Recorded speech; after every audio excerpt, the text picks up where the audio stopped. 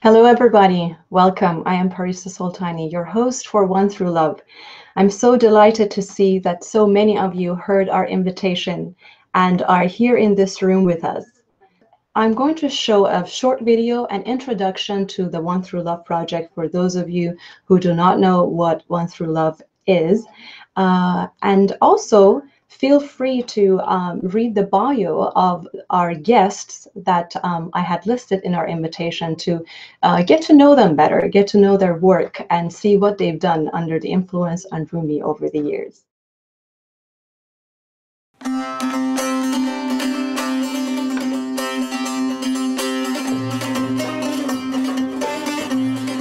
Hello, I am Parisa Soultani, website host and co-producer for One Through Love, the first cinematic multilingual website based on the teachings of Jalaluddin Rumi and Shams of Tabriz.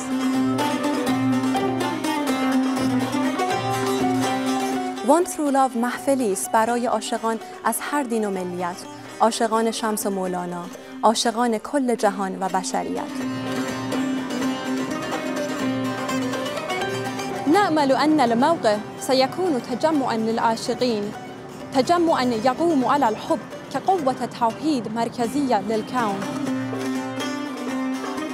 Biz sizleri aşk yolundan birlik ve barışa inananları bize katılmaya davet ediyoruz. Lütfen düşüncelerinizi Türkçe, Farsça, Arapça veya İngilizce dillerinde bize gönderiniz. Biz onları tercüme edip web sitemizde zengin diyaloglar oluşturmak üzere diğer aşıklarımızla paylaşacağız. Let's feel and see the love we can create and send out to the world together.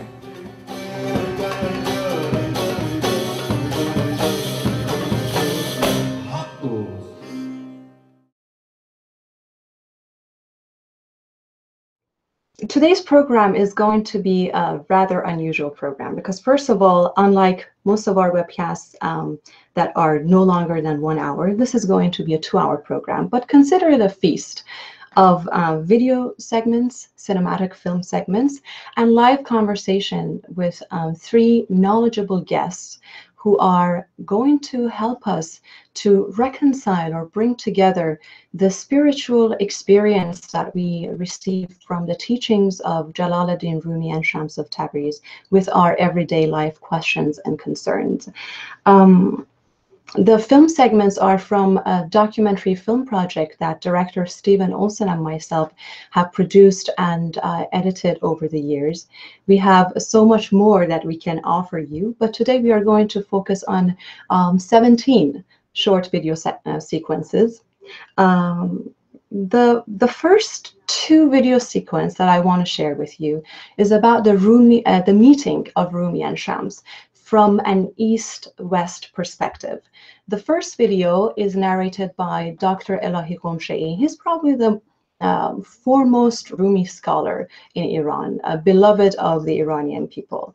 And the second sequence is narrated by Sheikh Camille Helminski, who is a Mavlevi sheikh, author, translator, who has spent decades exploring the world of Rumi and Shams.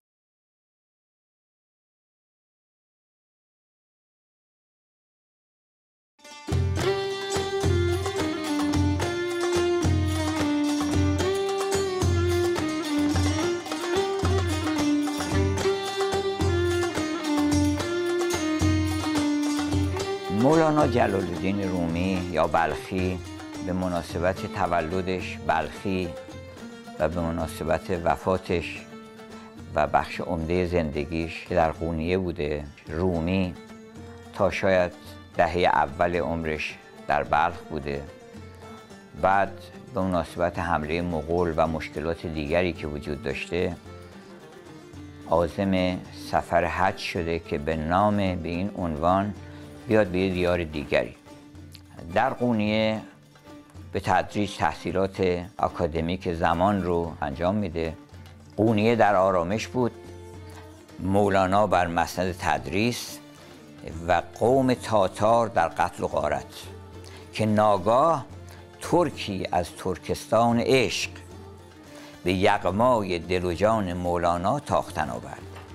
یکی چنگیزتر از اون چنگیز فتنه 100 چنگیز در سر و آتش 1000 دوزخ در دل و جلوه 100,000 بهار در دیدار. این دیدار فرخنده بود که مهمترین حادثه معنوی زندگی مولاناست. خیلی بحث کردن که این واقعه چه واقعی بود، چه تحولاتی رخ داد. معمولا حوادثی که به این سادگی قابل بیان نیست به صورت داستانهایی در بین عوام رایج میشه که اون داستانها معنی هایی داره.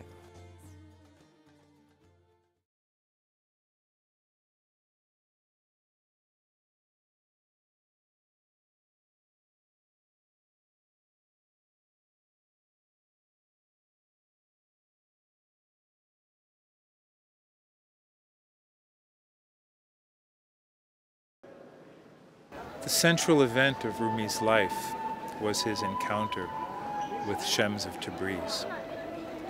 Rumi was a scholar, a already developed, spiritually awakened human being, but his encounter with Shams broke him wide open, caused him to let go of his status, his good name, and to live in touch with love in such a way that he appeared insane to others.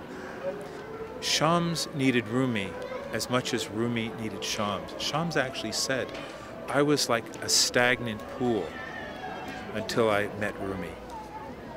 And then I began to flow and my waters became fresh. Rumi, of course, needed Shams. For Rumi, Shams was a direct manifestation of God. He saw the divinity pouring through the eyes, through the heart, through the energy of Shams. And together they modeled something quite extraordinary. I think they modeled a possibility of spiritual relationship where equals come together and in recognition of the divine in each other, lift each other up. This is not the typical teacher-student relationship. This is the relationship of profound equality. Even though Shams was pure power and Rumi was beauty, that power magnified that beauty. At one point, Shams says, some people call me a saint, but really, look to Rumi if you want to see a saint. He has the beautiful characteristics of a saint. Rumi has beauty, tremendous beauty, and he has some wrath. I have wrath and power and some beauty, but my wrath is more beautiful than my beauty. So Shams was the raw power. There are ideas that Shams gave to Rumi that were like seeds that became whole gardens, whole rose gardens in Rumi's literature.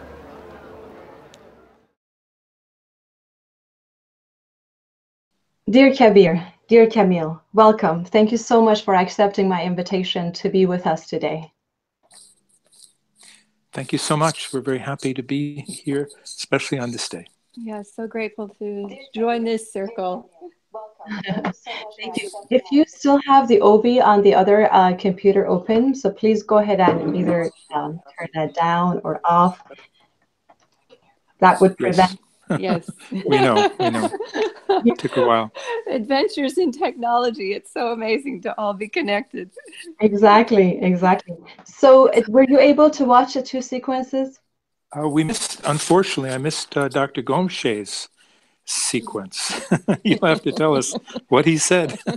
Okay, well, this question, all my questions are for both of you. But Camille, so Dr. Gomshay in this sequence refers to Shams of Tabriz as a Genghis Khan, a plunderer worse than the real Genghis Khan, who plundered Rumi's heart, right? He creates this image of of this heart plunderer, right?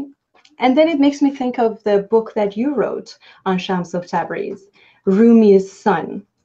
What a beautiful image, certainly very powerful. But can you help me understand? I call this a West-East kind of perspective of the figure of Shams being like Genghis Khan, plundering into one's heart and taking over, and then being that son.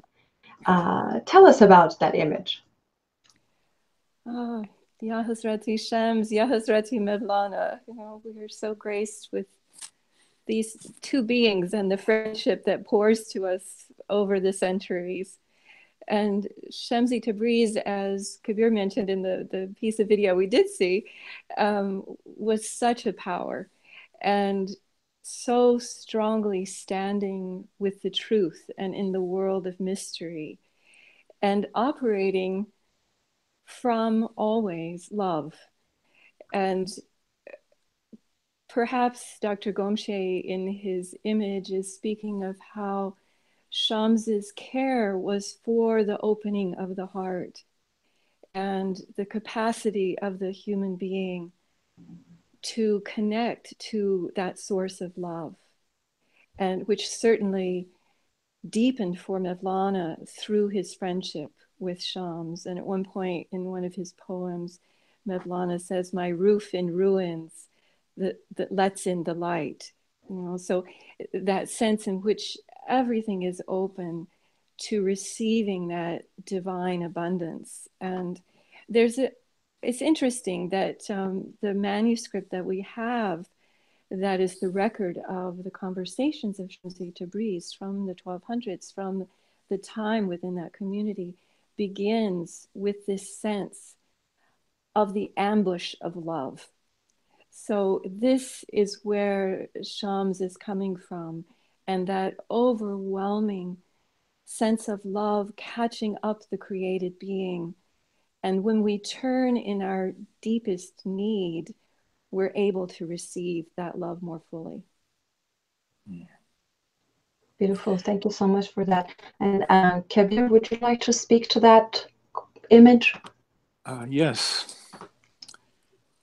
You know, when you look at the relationship between Rumi and Shams, especially as it's revealed in the Maqalat, which Camille has translated, there was such incredible love between them and mutual respect.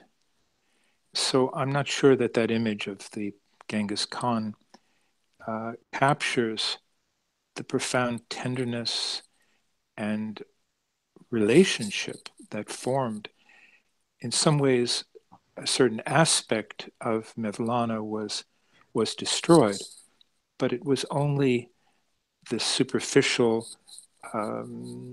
social persona that had depended on, other people's opinion and his status in life. Yes, that was swept away rather quickly, I think. But what they modeled for us is this incredible relationship of two human beings who lifted each other up. And in so many ways, Shams speaks tenderly of Mevlana. And Mevlana was just utterly in love with Shams in a spiritual sense. And that love poured out, it was opened in him. And it's in everything he wrote. So, yeah, we see it a little differently, I think. Yes, and of course, then when we watch your video sequence, you talk about a relationship where there is a profound equality between the lover and the beloved. Can you tell us, do we have access to that kind of relationship in our lives? Can we recognize when that happens, first of all? And the second part of my question is, what are the qualities of that profound equality? How do we know if we are experiencing that? well, if I may say, this is not something easy to experience or a common experience. I think what Rumi and Shams call us to is something quite extraordinary, and yet it is like a new model of spirituality. It is not the guru and student, it is not even the typical sheikh and murid relationship, but it is a relationship of, in the case of Shams, pure Jalal or power, in the case of Mevlana, beauty and receptivity, and yet each is in some sense equal and each needs the other. Shams said as much. He was very tender. He said, you know, if the only thing I have greed for is greed for Mevlana, because to have a student or a friend in such a state of devotion and receptivity allowed something quite extraordinary to pass from Shams to Mevlana. And it's very clear that it came from Shams to Mevlana, but at the same time, something was mirrored back to Shams, and it was as if it was this reciprocity that took them in a vortex of love and raised them both and fulfilled the life of each of them. Could you imagine either of them without the other? No, it's impossible. So could this be possible between sincere spiritual friends? Yes, we hope so. And we hope that this new model of relationship, inequality, and how love levels the playing field for human beings, and where superiority, inferiority is no longer relevant. And this is something quite profound for humanity. Thank you very much. And here we are, 744 years later, after Rumi's passing, the night that he called his wedding night, still vibrating with the energy of the poetry that really came out of that meeting between Rumi and Shams. Now let's go to Konya to watch a video sequence with Esin Çelebi. She's the granddaughter of the 22nd generation of Rumi through Sultan Veled, Rumi's son. And she has something very important to say about the true meaning of not dying, how death is not really death for lovers. Let's take a look at that and we'll be back for more conversation. Okay.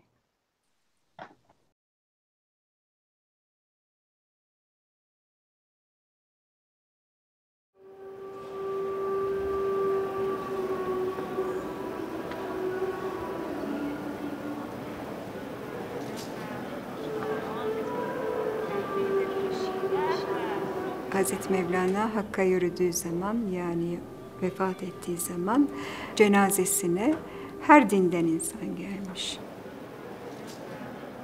O kadar kalabalık olmuş ki Müslümanlar, Hristiyanların ve daha doğrusu gayrimüslimlerin, Müslüman olmayanların cenazeyi terk etmeleri, uzaklaşmalarını istemişler. Onlar da karşı çıkmışlar. Hristiyanlar demiş ki biz İsa'mızı Hazreti Mevlana'dan öğrendik. Museviler demişler ki biz Musa'mızı Hazreti Mevlana'dan öğrendik ve cenazesini hep beraber kaldırmışlar. Herkes kendi dininde dua etmiş. Bütün ömrünce Allah'ı aramış, Allah'la bir olmayı istemiş. Ve bunları etrafına da bu fikri yaymaya gayret etmiş. Bu dünyadan göçtüğü, öbür dünyaya gittiği geceye de Şebarus denmesini istemiş. Ve Hazreti Mevlana ölümü yok olmak diye düşünmüyor. Ancak bilindiği gibi müminler ölmez, bir odadan öbür odaya geçerler deniyor. Bundan da insanların aslında çok önemli görevleri, her birimizin çok önemli görevi olduğunu vurguluyor. Bu dünyaya gelişimiz, bu dünyada ölmememiz için beden olarak düşünmemeliyiz. Beden topraktan geldi, toprağa gitti. Ama bir eser bırakır isek, eğer bu dünyaya geliş nedenimizi anlayıp o neden üzere çalışırsak, ömrümüzü o yolda geçirir isek, işte o zaman ölmeyiz. Anlatılan ölmemek bunlar.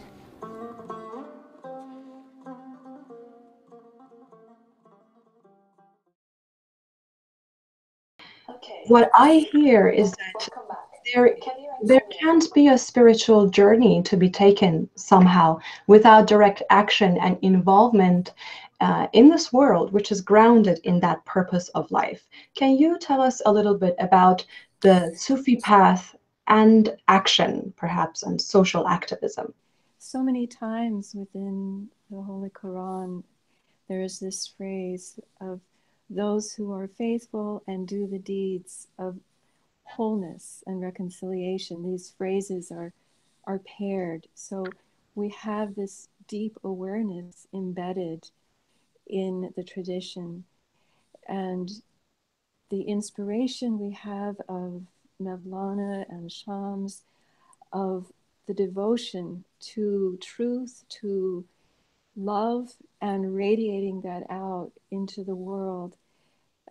Each of us is given different gifts from our sustainer, from our creator, and we may find different ways of moving in this world to witness to that love and that beauty and strength. We have the beautiful 99 names of the beloved, for instance, all the names that are expressed within the Quran of the different modalities that we may have to operate in this world, and bringing through those divine qualities can help in illuminating this world with the love that is really at its source.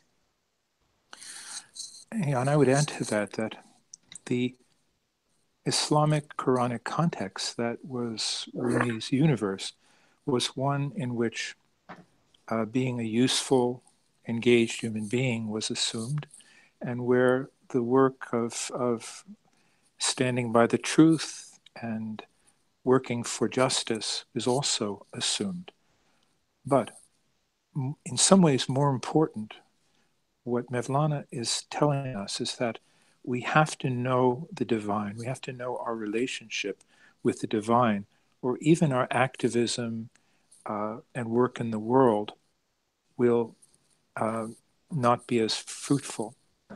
And so our true purpose in life is not just to do something in the world. He tells a story in the discourses about a person who is sent by a king to a foreign land and given a special mission. And the person comes back and he says, well, I did this and I did that and I did this and that and that. And the king said, but what about the reason I sent you there? If you haven't accomplished that, you've accomplished nothing. So what is that one thing that must be accomplished? And it's really on every page of Rumi's Mesnavi and in all of his poems, where he's trying to awaken us to the generosity, the beauty, the exquisite intelligence of the divine, wanting us to experience this, to know this, to trust this, and from that to be reborn into a different kind of life. So it's also about knowing ourselves, knowing the divine, where the divine is closest to us, which is through our own being and through our own hearts. He says in another poem, you know the value of every article of merchandise, but if you don't know the value of yourself, it's all worthless. So this is at the heart of Rumi's message and Shams's message. And from this, true activism, true transformation can be born, and people can transform the world through love, the most powerful force in the world, much more effective than some kind of oppositional position we might take in the name of activism or righteousness or justice. So this goes very, very deep. And what you just explained makes me think that if we get to know ourselves and if we cultivate certain qualities, and then we are given the message of what that purpose in life is, as if with it comes a great responsibility. And what happens if we take that responsibility lightly, or we do not act on that knowing? Is there some insight that you can offer from Rumi or the Sufi path about that? Well, in another poem, Rumi talks about how most human beings are like children playing in the street, playing their very serious games, which are all child's play, until night comes and all these games end. So he says, find a work that will earn you eternal life. For every breath you breathe, put another conscious breath in its place. So he's raising us to a level where we can live in the world in the light of the divine reality, that we can see this life as a theater of divine manifestation and enter into it in that way. Yes, playing a role, so to speak, but a role that is conscious, that we are rooted in the divine, we are sustained by the divine, and we have nothing to fear and nothing to gain from actions that are rooted in our own egoism. So if activism becomes just an expression of our self-righteous egoism, it will be counterproductive. But activism based in love is something entirely different. Thank you so much for that clarification. Actually, the next video sequence that I have is with Jamal Nur Sargut. For those of you who do not know Jamal Nur, she's a Turkish sheikha, but she's been very instrumental in the movement of Turkish women, and not only Turkish women, Muslim women around the world, to reclaim or reframe the religious spiritual narrative in a way which is closer to the heart of Islam and to the heart of the Mevlevi teachings. Let's take a look at that video, and we have a lot to talk about.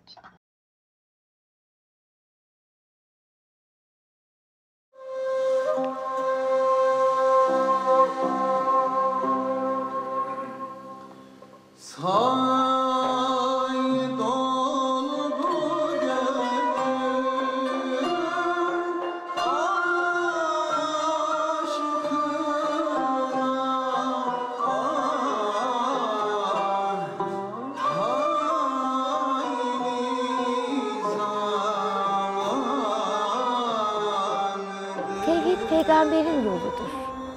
Hepimizin de varması gereken noktadır. Biz bu aleme birbirimizden farklı olarak yaratıldık. Bunun maksadını Kur'an-ı Kerim'de Allah iyilikte ve güzellikte bana varmakta yarışsınlar diye ben onları farklı yarattım diyor. Ama maksat bu farklılıkları birleştirip bir halde Allah'a varabilmektir.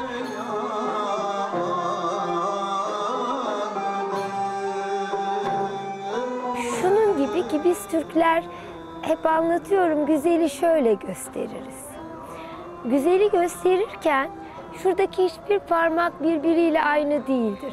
Mühim olan parmakları kesip birbirine uydurmak değil.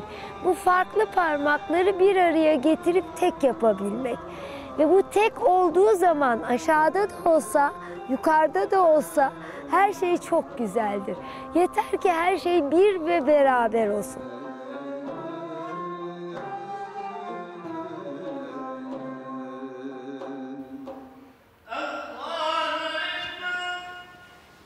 Bunu İbn Arabi, biz camiye gittiğimiz zaman imam namazdan önce şöyle bağırır.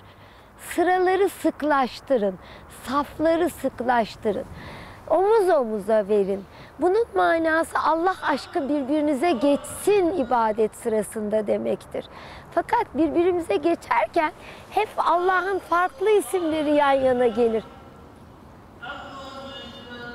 Bunlar dışarıda belki birbirinin gözünü oyacaktır. Ama bir araya geldiğinde o aşkla öyle bir birleşir ve bütünleşirler ki bütün grup namaz kesilir.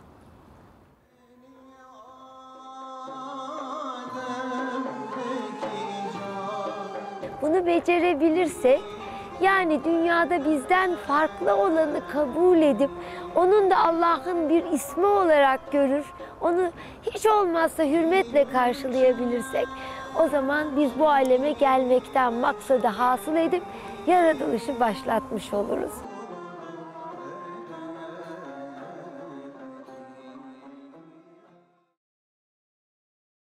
Camille, this question is for you. As a Sufi woman, what do you think is the role and the responsibility of more women to enter the spiritual, religious conversation in advancing, to advance the women's condition, Muslim women and non-Muslim women's condition in the world? Can you speak to that a little bit? No, it feels that it is an amazing time now, that we're living in something of another bridge time of opening. And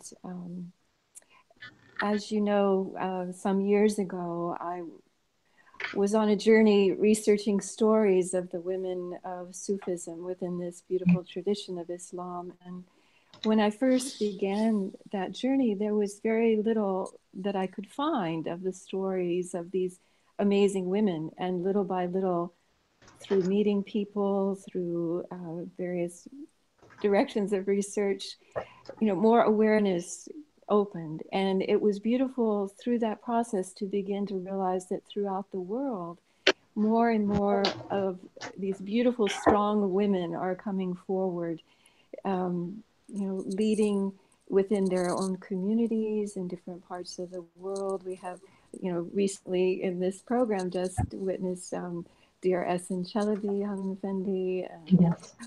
Jamal Noor. There is another beautiful woman in Istanbul, Noor Arturan, who speaks beautifully within this tradition of Mevlana. And around the world, whether in small communities, in larger situations, women are being recognized. And the time of the Prophet Muhammad, when, peace be upon him, the women were integrally connected in the community, standing as teachers and helping to build the community, standing on one side of the mosque while the men stood on the other, helping to build the mosque in Medina. That recognition of the beauty and necessity of both male and female coming together to open this love in this world that is so needed. It just feels like a beautiful time of possibility now that is opening. And what would be your advice, Kabir or Camille, for young women, especially, who have been brought up in their Islamic tradition, consider themselves Muslims, but feel terribly isolated and pushed aside by the mainstream, if you want to call it, more fundamentalist, or Kabir, I remember you and I shared this phrase, the prisoners of Sharia kind of Muslims. What do we do? What would you recommend that we do?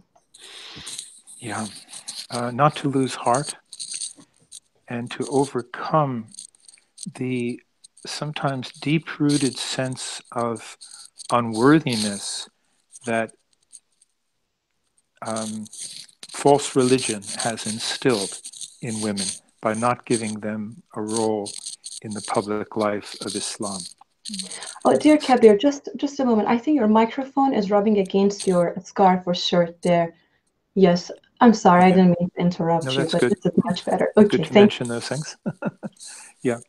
So, and also to remember the beautiful ayat in the Quran that says, the faithful men and women are awliya for each other. And this word awliya means friends, patrons, supporters, and it also means saints. So we need each other, and I pray and would hope to work toward the more and more the inclusion of women in the mosque, in the public life of Islam, and also in the Sufi world, where we established this decades ago, where really there's no real distinction between men and women. We're all seen as souls, and women are given roles, at least within our Sufi family and community, that they have not assumed in the outer life of Islam, such as even doing the call to prayer, the Iqama, and so forth. So it's a painful situation. Let's acknowledge that. And yes. Let's let our hearts be strengthened. Let the purpose of real religion and revelation is to strengthen our hearts. And I would say women's hearts need to be strengthened, and we need to, men especially,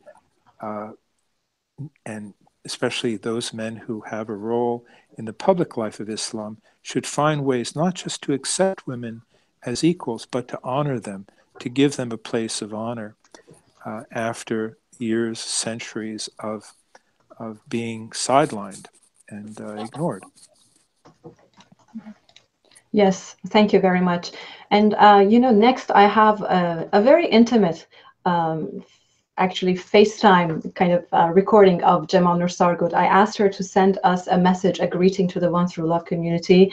And as we say in Turkish, bizi kırmadı. She didn't neglect us, didn't break our hearts. And although she was very tired right before going to bed, she shared a little insight from Rumi for our troubled times. Let's take a look at that. Efendim, günümüzün en büyük problemi aynı Allah'ın manasından zuhur eden varlıklar, aynı bütünün parçaları olduğumuzu unutmak, bölünmek, birbirimize kırılmak, birbirimize savaşmak ve birbirimizi hor görmek. Günümüze Hz. Mevlana'nın ta o asırdan verdiği bir cevap var. Belki beraber daha iyi idrak ederiz. Büyük Sultan diyor ki, gel, gel, daha yakın gel. Bu yol vuruculuk ne zamana kadar sürüp gidecek? Madem ki sen bensin, ben de senim, artık bu senlik ve benlik nedir? Biz Hakk'ın nuruyuz, Hakk'ın aynasıyız. Şu halde birbirimizle, yani kendi kendimizle ne diye çekişip duruyoruz? Bir aydınlık, bir aydınlıktan niye kaçıyor? Biz hepimiz tek bir vücut halinde olgun bir insanın varlığında toplanmışız. Neden şaşıyız? Sağ el, sol elden, zengin, yoksuldan neden kaçıyor ve hor görüyor? Aynı tende uğurlu ne demek, uğursuz ne demek? Biz hepimiz, bütün insanlar tek bir cevheriz. Aklımızda bir, başımızda. Fakat biri iki görür olmuşuz. Haydi şu benlikten kurtul. Herkesle anlaş. Herkesle hoş geçin. Sen kendinle kaldıkça bir parçasın, noktasın, zerresin. Herkesle birleştin, herkesle kaynaştın mı? Ummansın, madensin. Bütün insanlarda aynı ruh var. Fakat bedenler yüz binlerce. Dünyada sayısız badem vardır ama hepsinde tek bir yağ bulunur. Dünyada çeşitli diller, çeşitli lügatlar var. Hepsinin de anlamı bir. Çeşitli kaplara konan su, kaplar kırılınca birleşir ve tek bir su haline gelir. Bütün bunları anladınsa can ve mana gözünü açık tut. Onlar gerçekleri söylerler. Hayırlı şebi aruzlar olsun. What do you think about Jamal Nur's statements here? I mean, I just hear this like, oh, mankind, under what illusion are you killing one another? Under what illusion are you setting innocent lives on fire? And the list can go on. Can you share your heart's feeling about this message? Well, it's really a wake-up, isn't it? A wake-up call. And it's such an obvious truth when it's stated so clearly as Mevlana states it. And I thank Jamal Noor for sharing that ghazal, which is a new one to us. I remember some lines where in another ghazal where Rumi says, "We are all one soul, struggling on one path, and all drunk with the same wine. From all the world we chose love alone. Except for this love, there's nothing we adore." So that states what it could be like, and to recognize the diversity, our need for each other, and the rightness of differences.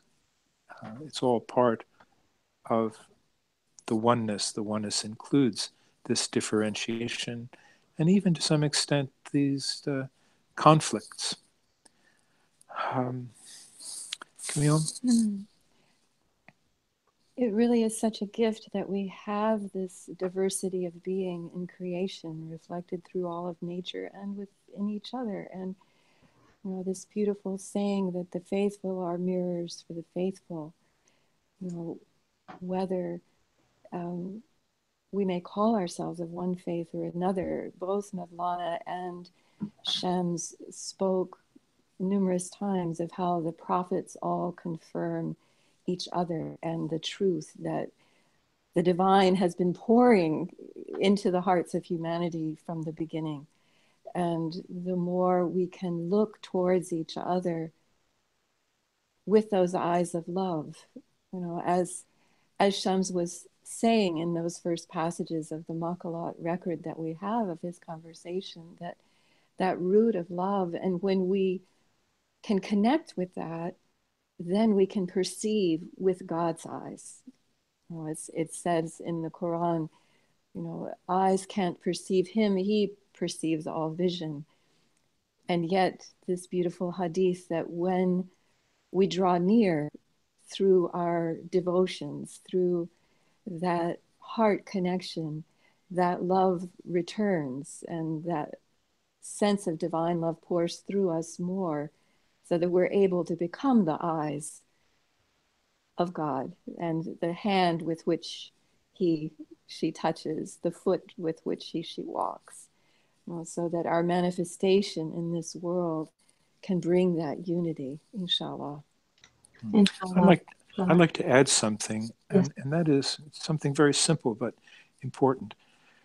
When we perceive the world and others only from our personal ego, the world looks one way, and we're conditioned by our own likes and dislikes, and we're also manipulated by many forces: political, religious, social, family.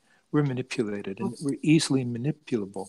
So how can we get out of this situation?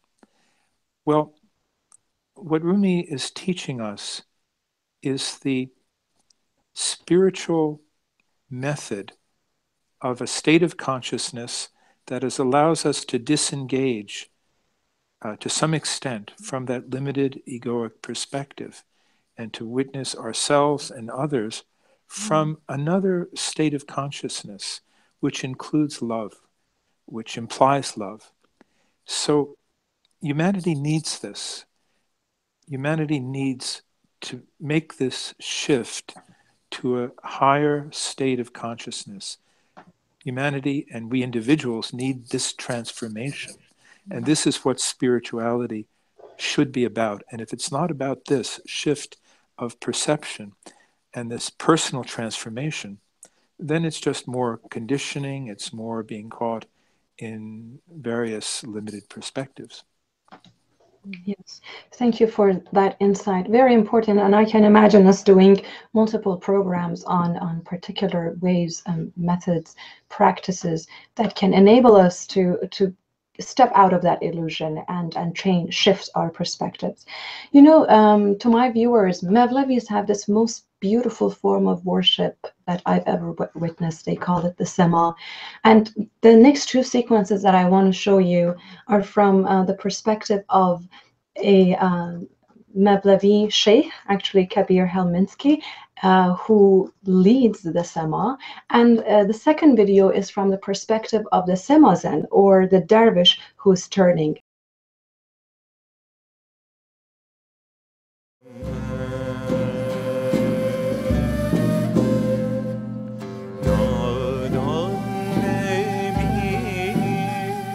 In the ceremony of Sema, the sheikh stands on the red sheepskin and acts as a channel for the lineage.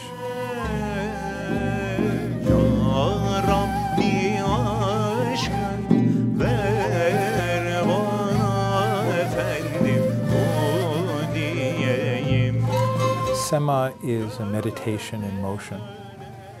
It's a way of drawing to our inmost center. It's a way of joining in community with others in a beautiful form of worship.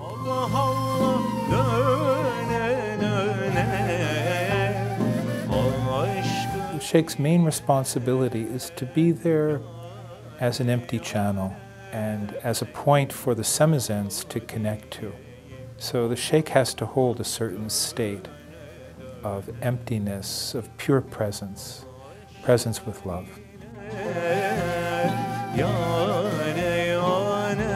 In the turn, time and space dissolve. We enter timelessness, spacelessness.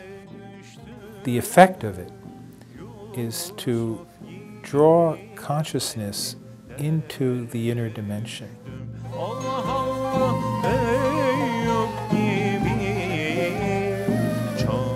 And yet the body is moving 360 degrees with each step, and the mind is saying Allah, Allah, Allah with each revolution, and the heart is opening and longing for God, and at the same time you discover a still point in your own being.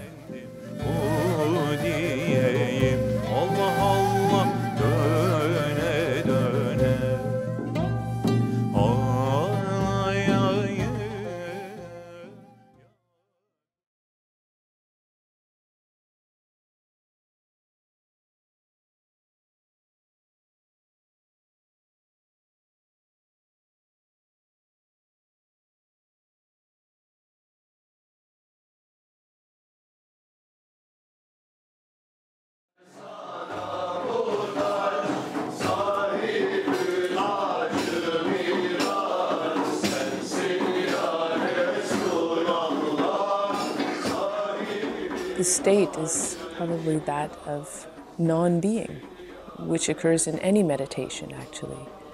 If you do a sitting meditation, like in Buddhism, you sit and you don't move, and everything disappears. And in the Sema meditation, you move, and you do this repetitive movement, and again, everything disappears.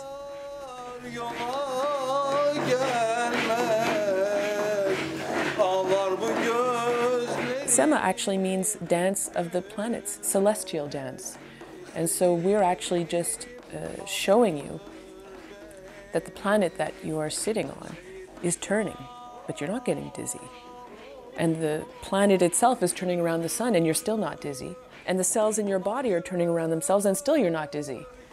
I also don't get dizzy when I do it. And I'm just showing you actually physical truths that are also figurative, spiritual truths.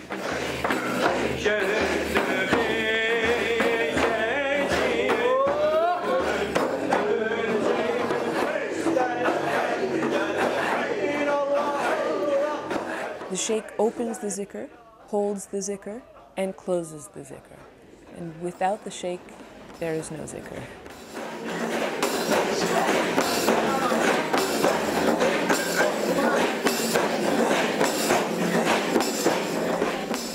And if you are able to give yourself completely, to empty yourself completely, the energy from the zikr will move you. And it creates a sense of no separation between those who are engaging in the zikr and the musicians and the air that we're breathing and the room that we're in and the planet that we're on.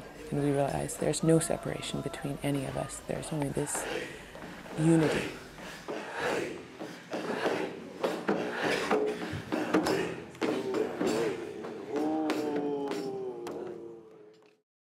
So, Kabir and Camille, what I hear is that the practice of Sema somehow can keep us focused. And what Tanya is saying, that it's just proving to us that we don't get dizzy, that she doesn't get dizzy when she turns. But I personally, I might one day be able to turn and not get dizzy, but I certainly get dizzy just browsing through social media with all the different news, different perspectives, different issues. What's happening to the world? Where is my place? What can I do? What's my responsibility? That bigger Sema of this life is really confusing, and I know that I am getting dizzy. What would you offer to enable us to implement some of these beautiful rituals as practical tools in our life? You know, it's interesting what you say. This world is whirling all around us, and the practices that we've been given through our traditions of centering in zikr, in prayer, in meditation, these are so essential for the well-being of the soul. And as with the Sema practice itself, you know, at the core of it is a zikr that is happening, of just centering with Allah, and that sense of the foot grounded on the earth and the hands raised into the heavens, one receiving, one bestowing, you know. So there is that sense that we are a channel for the energy of the divine in this world. But it's so critical that we take those moments to pause and center and then open from there. And when we increase that practice, when we're grounded in that, then as with the Semazen who's whirling and, you know, sees this blur of the world circling, there is yet that inner focus that can be rooted in love and in that divine channel in the midst of that. And then we can carry that out into the world so that wherever we are, whatever is happening, we can keep returning and returning and returning to that inner groundedness and love, inshallah. Yes. Thank you very much for that. Kabir, any thoughts on that question? How to not get dizzy?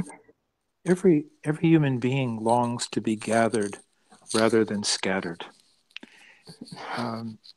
The quality of being centered deeply in oneself is something that is admired and appreciated wherever we find it. Can we train ourselves to be centered in this way so that our thoughts, our feelings, our actions have a kind of coherence and are not self-contradictory, and we're not in opposition to ourselves and in parts? This is what spiritual practice and the turn especially is for. Learning to turn is a particularly dramatic example of it, because in order to be able to turn like this, you need to come to your inmost center and be empty but aware, hyper aware, you could say, but in a state where you don't let yourself wander off into inner dialogues and daydreams. You simply empty yourself while awakening this centered awareness. And the fact that you have a physical form to maintain helps to do this. It becomes a sort of feedback mechanism. And through this, the whirling dervish learns to carry that state of being, that beingness, that centeredness into the dynamic conditions of life. So it's all about, in the end, how the human being increases this beingness, this ability to step back behind our thoughts, our emotional reactions, our physical actions and behaviors, into a state where we are whole and gathered and aware, and then from that center to enter into life and to enter into relationship with each other and ultimately with God as a conscious, whole, coherent human being. Whatever serves that purpose is a blessing to humanity. Inshallah, thank you very much. And of course, as I listen to you, I have the image of a center, or of everything into a design that is one, as you call it. Like you always say, oneness is in the design. The next 3 video sequences I want to show you. One is by the American poet and Rumi translator Andrew Harvey. The next one is a Rumi poem translated by Camille, you, and recited by you. And the third one is a video message that I received from Holland. I would like to share all of that with you. Let's take a look at those and we'll be back.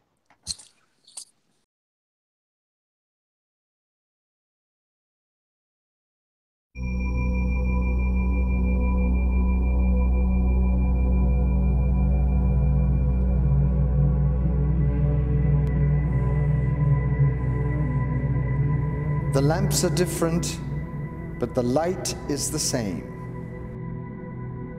So many garish lamps in the dying brain's lamp shop. Forget about them. Concentrate on the essence. Concentrate on the light. In lucid bliss, calmly smoking off its own holy fire, the light streams towards you from all things, all people, all possible permutations of good, evil, thought, passion. The lamps are different, but the light is the same. One matter, one energy, one light mind, endlessly emanating all things, one turning and burning diamond, one. Ground yourself, strip yourself down to blind, loving silence. Stay there until you see you are gazing at the light with its own ageless eyes.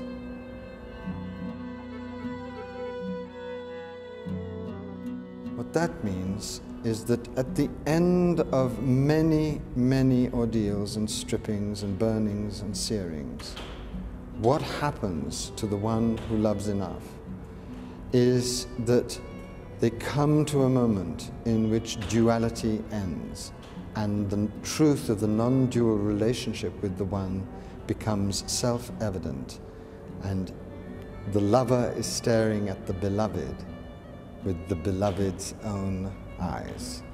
And the great mystery of divine human identity is then made plain.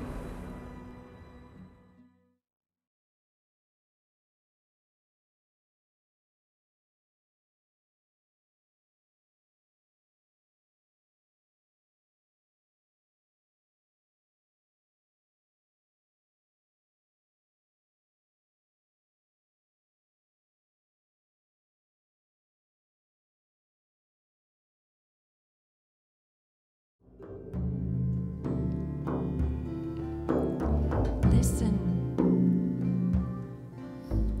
Listen. Listen, oh drop. Give yourself up without regret.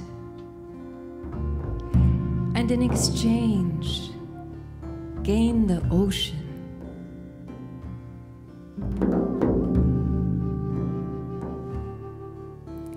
Listen, oh drop. Bestow upon yourself this honor. And in the arms of the sea, be secure.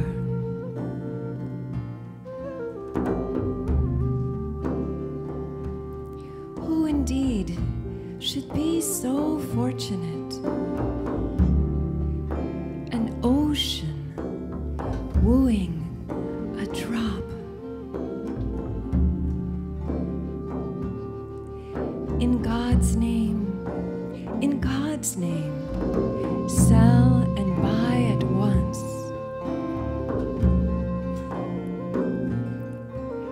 Give a drop and take this sea full of pearls.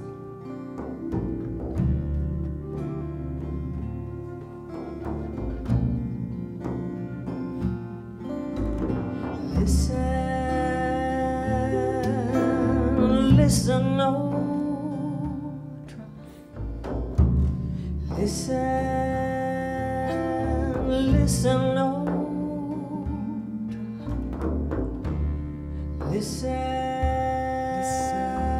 Listen, no drop. Listen, no drop. In the arms of the sea, be secure.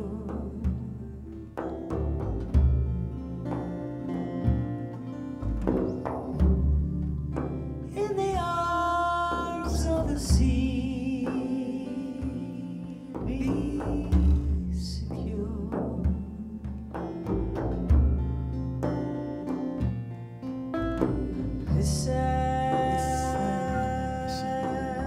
Listen, no drop. Listen, no drop. Have you ever seen an ocean wooing a drop, wooing a drop? Have you ever seen an ocean wooing a drop, wooing a drop? Have you ever seen an ocean wooing?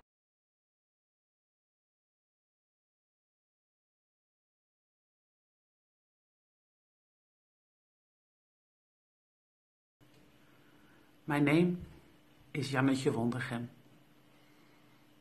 I live in Holland. I am thankful for getting this opportunity to share my love for Rumi, my love for Rumi's words, to share my love for love.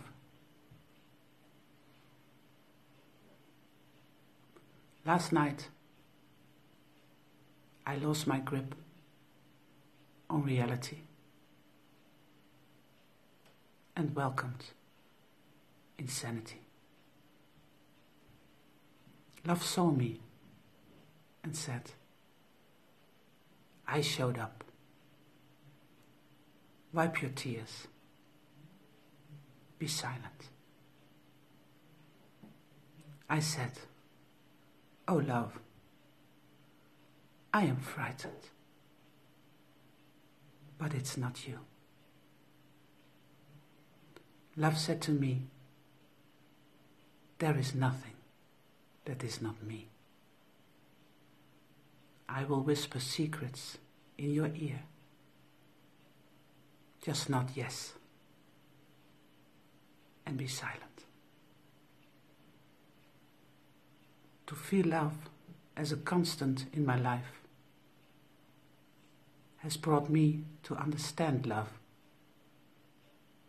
has brought me the gift of knowing that I am love as well, that I am love too. Thank you. Thank you for listening. Bye, and bless you.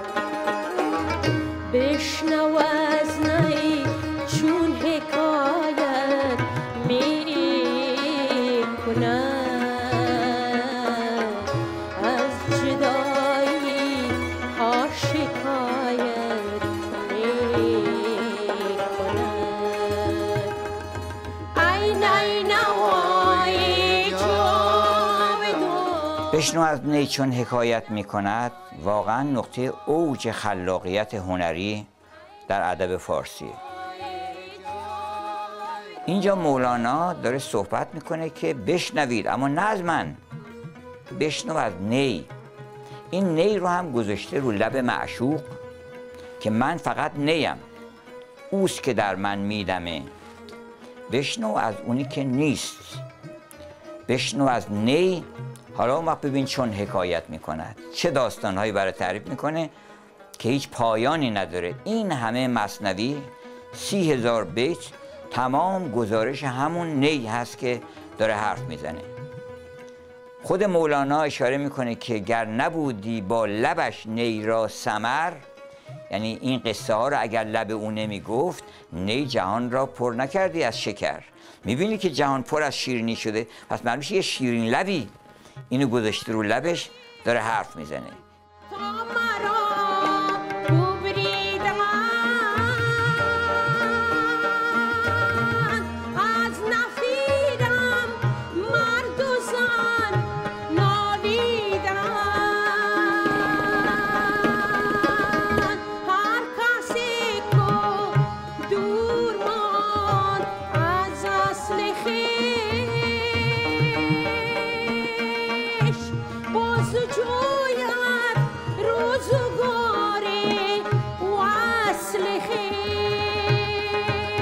بشنو از نی چون حکایت می کند، از جدایی ها شکایت می کند. چون در این عالم تقسیمات دوگانه خیلی زیاد است، تقسیم وحدت و کثرت، تقسیم وصال و فراق، که ما یا در وصال هستیم یا در فراق هستیم.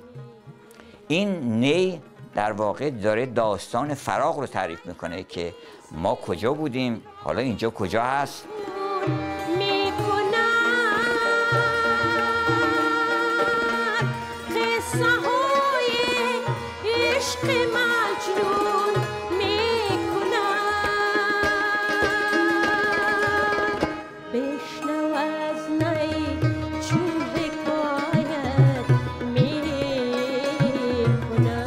مولانا میگه که از نیستان تا مرا ببریده اند، از موقعی که من از اون نیستان وحدت که ما با هم در کمال وحدت بودیم ببریدن، از نفیرم مرد و زن نالیدند.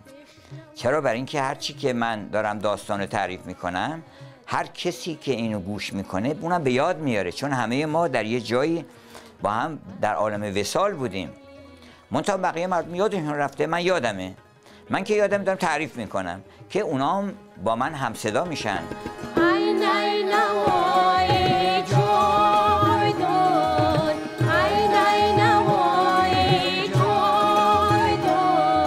آتش است این بانگ نایو نیست باد. یا فکر نکنین این باد من دارم میدم این تو، این یک آتشی در دل تو روشن میکنه. اون آتشی که نمیرد همیشه در دل ماست. هر که این آتش ندارد نیست باد.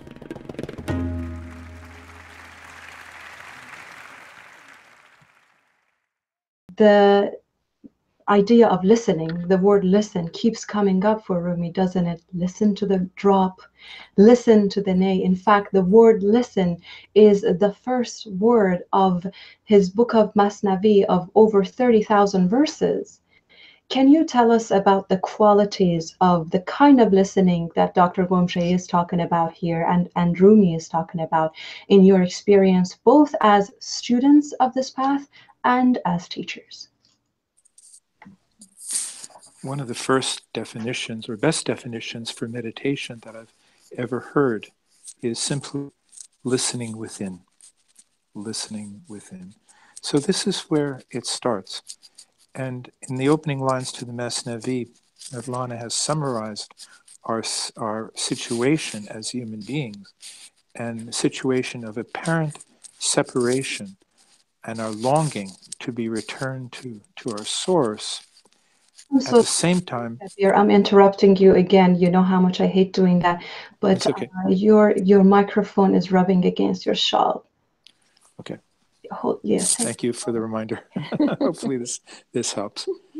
So we are simultaneously in separation, and at the same time, we're not in separation, because even like a flute torn from the reed bed, we are still pressed to the lips of the source of life. And that source is playing this music of our lives.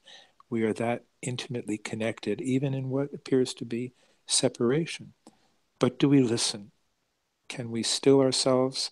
Can we still our inner talking, our emotional confusion and agitation enough to really listen, to know what is true and in this moment, and to feel that relationship? It's all about, it's a reminder of the relationship we're already in with the breath of life itself.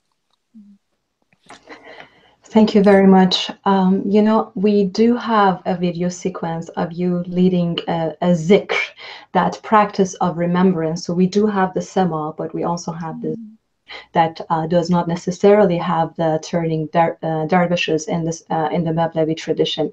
We will show that sequence after we say goodbye to you. Unfortunately, we've come to the end of this part of our live conversation. If you have any final thoughts, prayer, blessings, whatever it is that comes from your heart, please do share that with us before we watch the next video sequence.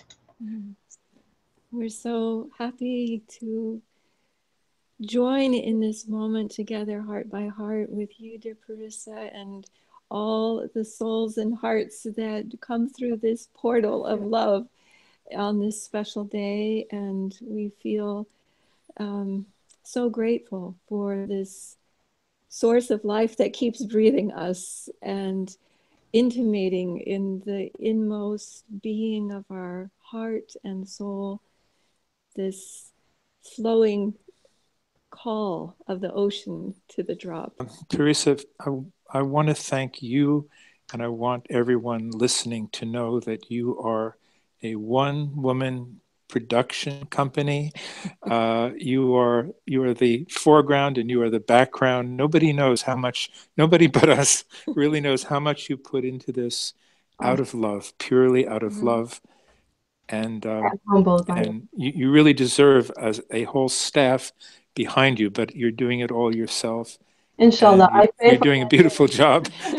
As I said, you inspired confidence even a few minutes before this began. We didn't know if we could even get on, and here we are. So thank you, bless your work, and thank you for this opportunity.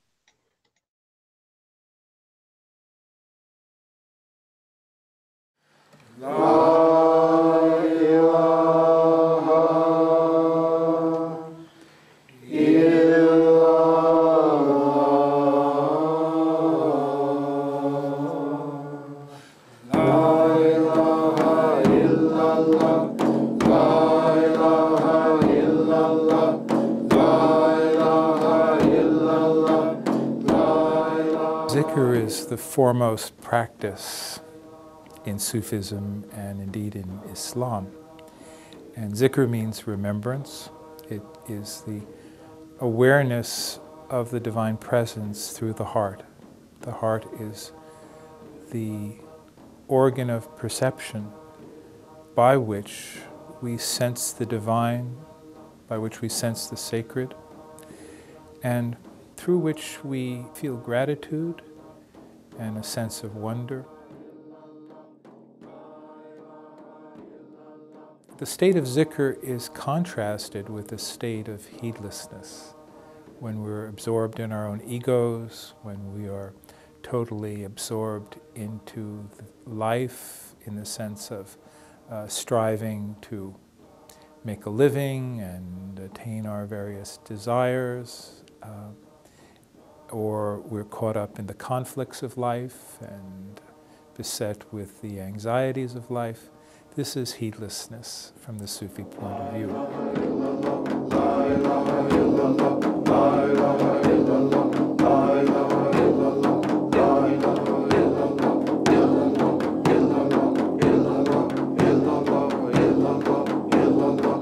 When we learn to remember God with every breath, then we live an active and engaged life. It's not just perceived with the intellect. It's not just a thought, but it is a quality of consciousness, of heart consciousness. that involves awe, gratitude, sensitivity to the fact that everything in life is created with purpose. We begin to sense the divine purpose behind it all. We begin to sense how love is operating in all of this. So zikr is both a form of worship, you might say, but it's also a state of consciousness.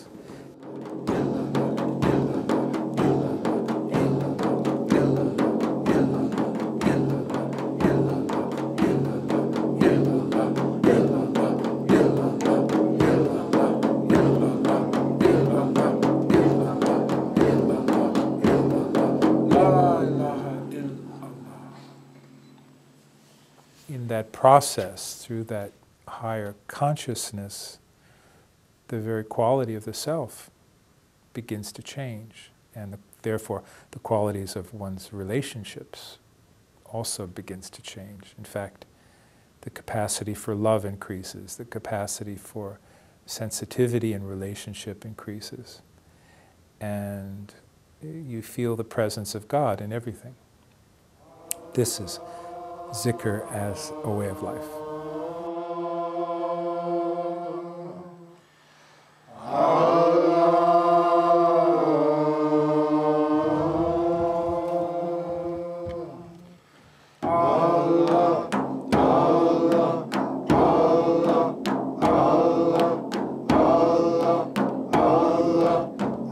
If I know anything about being a lover, it's been learned from Mevlana. And it's, almost a familiar cliche to say that God is love. But Rumi showed us not only that God is love, but how the human being can respond to that love. And that our spiritual development is really the development of our capacity for love. And this is something that we observe happening to people who come under the influence of Rumi.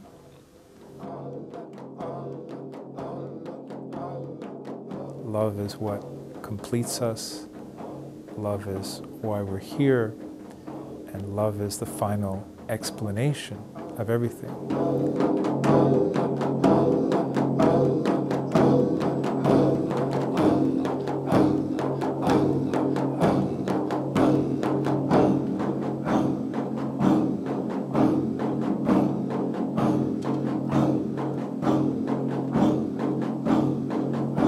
Awareness of the breath becomes a way of becoming more spiritually conscious.